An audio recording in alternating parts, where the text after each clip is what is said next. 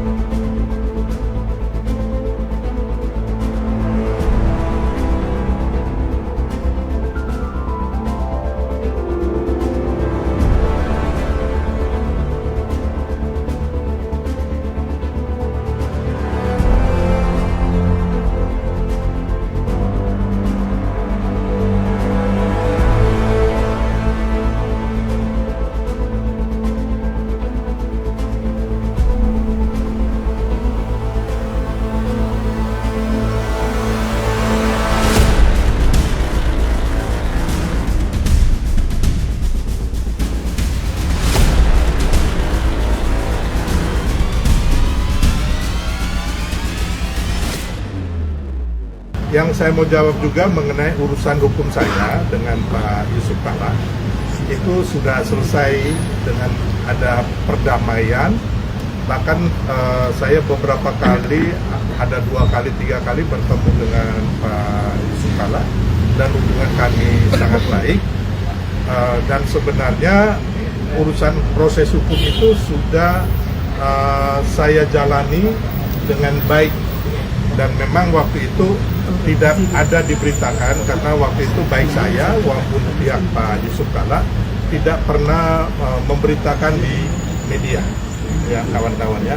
Dan sebenarnya urusan saya dan Pak Yusuf Kalla itu tidak ada tendensi pribadi, saya tidak membenci Pak Yusuf Kalla.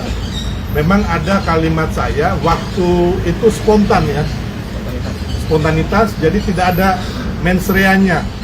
Jadi waktu ada teman-teman membuat aksi demo di Mabes Polri, teman-teman minta mundurkan Pak JK dan saya merespon itu, saya diminta sebagai orator.